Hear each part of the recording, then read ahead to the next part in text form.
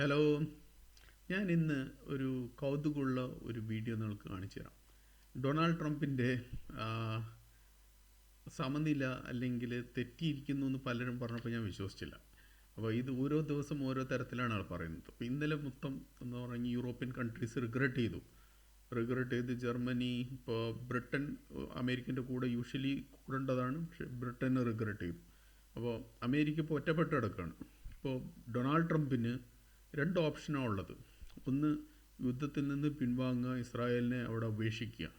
അപ്പോൾ ആദ്യത്തെ 9 ദിവസം കൊണ്ട് തന്നെ $13 ബില്യൺ ഈ ഈ യുദ്ധത്തിന് ഇൻവെസ്റ്റ്മെൻറ്റ് ചെയ്തു എന്നാണ് ഡൊണാൾഡ് ട്രംപ് പറയുന്നത്.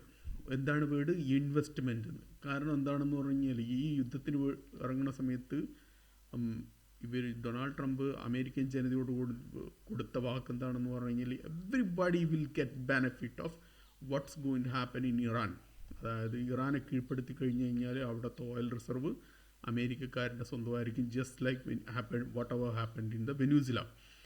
അപ്പോൾ ഇപ്പോൾ ഇറാൻ ഒരു സ്വതന്ത്രമായിട്ട് ഒരു സാമ്പത്തിക ശക്തിയാണ്. ഇവൺ ഇത്ര പതിറ്റാണ്ട് കണക്കിനുള്ള സാമ്പത്തിക ഉപരോധം കൊണ്ടും ഇറാൻ തിരിച്ചടിക്കാൻ കെൽപ്പുള്ളൊരു ശക്തിയാണെന്ന് ഡൊണാൾഡ് ട്രംപിന് ബോധ്യപ്പെട്ടിരിക്കുന്നു. ഞാനൊരു വീഡിയോ നിങ്ങളെ കാണിക്കാം. Truly a nation of great terror and power. Look what happened in the last 2 weeks. They weren't supposed to go after all these other countries in the Middle East. Those missiles were set to go after them. So they hit Qatar, Saudi Arabia, UAE, Bahrain, Kuwait. Nobody expected that. We were shocked. And the other one, they fought back. They could have yielded. But think of it, if we weren't around, they had tremendous power. They had thousands of missiles, most of which we've terminated.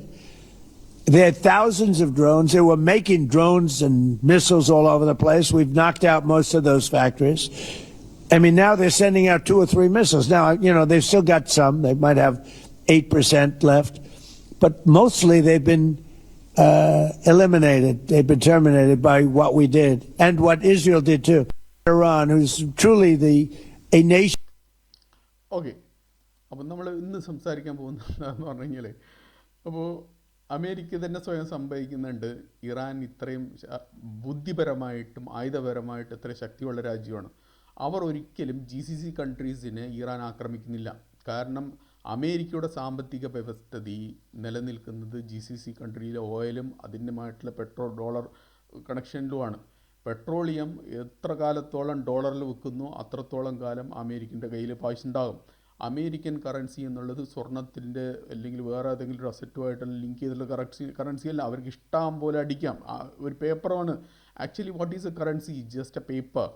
That's an illusion.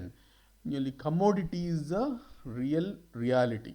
Petrol എന്നുള്ളത് റിയാലിറ്റിയും dollar എന്നുള്ളത് just പേപ്പറുമാണ്. അപ്പം നമ്മൾക്ക് അതിന് പകരം എന്ത് കിട്ടുന്നു? അതിൻ്റെ വില നഷ്ടപ്പെട്ട് കഴിഞ്ഞ് കഴിഞ്ഞാൽ അമേരിക്ക സ്വാതന്ത്ര്യമായിട്ട് തകരും. അപ്പോൾ ഇത് സംഭവിക്കാൻ പോകുന്നത് 2008 സാമ്പത്തിക മാന്ദ്യം, അമേരിക്കയുടെ ഗൾഫ് യുദ്ധങ്ങളും അതുമായിട്ട് അമേരിക്ക തകർന്നപ്പോൾ സംഭവിച്ച എന്താണെന്ന് പറഞ്ഞു കഴിഞ്ഞാൽ മറ്റ് രാജ്യങ്ങളും തകർന്നു.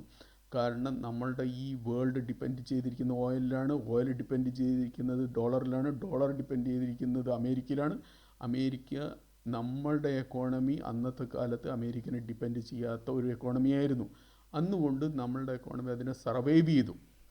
പക്ഷേ ഇന്ന് അതല്ല സീൻ. നമ്മളുടെ എക്കോണമി ഒരുപാട് തരത്തിൽ ഡോളറിനെ ഡിപ്പെൻഡ് ചെയ്തിട്ടുള്ളൊരു എക്കോണമിയാണ്. അപ്പോൾ സ്വാഭാവികമായിട്ടും നമ്മളുടെ നാട്ടിലും സാമ്പത്തിക മാന്ദ്യം വരും. ആദ്യം പെട്രോൾ വില കൂടുതൽ, ഇൻഫ്ലേഷൻ. 2, മറ്റുള്ള സാധനങ്ങൾക്ക് വില കൂടുതൽ, അത് കോസ്റ്റ് ഓഫ് ലിവിങ് കൂടുക. മൂന്നാമത്തത് ജോബില്ലായ്മ. പുതിയ വ്യവസായശാലകളോ ബിസിനസ്സുകളോ ആരും തുടങ്ങില്ല. അത് ലീഡ് ചെയ്യുന്നത് സാമ്പത്തിക മാന്ദ്യത്തിലേക്കും ദാരിദ്ര്യത്തിലേക്കും ആയിരിക്കും.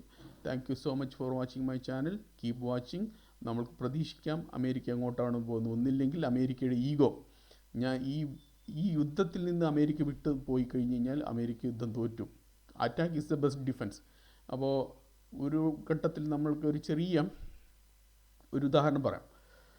ഒരു സിനിമയിൽ ഒരു മാമുക്കോയ വില്ലനാണ്. മാമുക്കോയ വലിയ ഗുണ്ടയാണ്. അപ്പോൾ മാമുക്കോയ എല്ലാവരെയും വെല്ലുവിളിക്കും. അപ്പോൾ ജയറാം എന്ന ഹീറോ നിന്നോട് കളിക്കാൻ ഞാനുണ്ടെന്ന് പറഞ്ഞിട്ട് ചെല്ലുമ്പോൾ എന്നാൽ ഞങ്ങൾ രണ്ടുപേരും കളിക്കാൻ ആരുണ്ടടാ എന്ന് പറയുന്ന ഒരു സീനാണ്. അപ്പോൾ നമ്മൾക്കിത് കാണാം. ഇന്നലത്തെ അൽഖ്വായ്ദൻ്റെ തലവനാണ് ഒരു രാജ്യത്തിൻ്റെ പ്രസിഡൻറ്റ്. അവരെ ഇവർ ആക്സെപ്റ്റ് ചെയ്യുന്നു. അവിടെ താലിബാനെതിരെ യുദ്ധം ചെയ്തു എന്ന് പറഞ്ഞിട്ട് അവർ അവിടെ ഒരുപാട് പണം ഇൻവെസ്റ്റ് ചെയ്തു. എന്നിട്ട് ലാസ്റ്റ് ആർക്കാണ് അവർ ഭരണം കൊണ്ട് ഏൽപ്പിച്ചു കൊടുത്തത്? താലിബാന് തന്നെയാണ്. അപ്പോൾ ഇതാണ് ലോകത്തിൽ നടക്കുന്നത്. വളരെ വിചിത്രമാണ്. സിനിമയിൽ പോലും കാണാത്ത കോമഡിയാണ്. കാരണം എന്താണെന്ന് പറഞ്ഞു കഴിഞ്ഞാൽ നമ്മളുടെ സിറ്റിസൺ ഇതൊന്നും അവെയർഡല്ല. അപ്പോൾ അതുകൊണ്ട് തന്നെ സാധാരണ എന്താണെന്ന് പറഞ്ഞു കഴിഞ്ഞാൽ പൊതുമാധ്യമങ്ങൾ കാണിക്കുന്നത് മാത്രമേ ആളുകൾക്കറിയൂ. അപ്പോൾ അമേരിക്കൻ സാമ്പത്തികം തകർന്നു കഴിഞ്ഞ് കഴിഞ്ഞാൽ ലോക സാമ്പത്തിക വ്യവസ്ഥ തകരും. ലോക സാമ്പത്തിക വ്യവസ്ഥ തകർന്നു കഴിഞ്ഞ് കഴിഞ്ഞാൽ പുതിയൊരു ശക്തിയായിട്ട് ഐദർ ചൈനയോ അല്ലെങ്കിൽ റഷ്യ ഉദിച്ചു വരും. കൂടുതൽ സാധ്യത ചൈനയാണ്. കാരണം എന്താണെന്ന് പറഞ്ഞു കഴിഞ്ഞാൽ China is noun as the factory of the world. കാരണം എല്ലാ എക്യുപ്മെൻറ്റ്സും ഇപ്പോൾ അവിടെ കൂടുതലും അവർ ഏതൊരു ടെക്നോളജിയും അവർ ആൾട്ടർനേറ്റീവ് ഇതാക്കുന്നു. ഇന്ത്യക്കാർക്ക് അറിയുന്നത് കൺസ്യൂം ചെയ്യാൻ മാത്രമാണ്. ഇവിടെ ഇറാൻ്റെ അടുത്ത് നിന്ന് ഓയിൽ മേടിക്കേണ്ടെന്ന് പറഞ്ഞു, ഞങ്ങൾ ഓയിൽ മേടിക്കില്ല. റഷ്യയിൽ നിന്ന് ഓയിൽ മേടിക്കേണ്ടെന്ന് പറഞ്ഞു, ഞങ്ങൾ റഷ്യയിൽ നിന്ന് ഓയിൽ മേടിക്കില്ല. നാം Narender calm surrender. Thank you so much. Bye bye.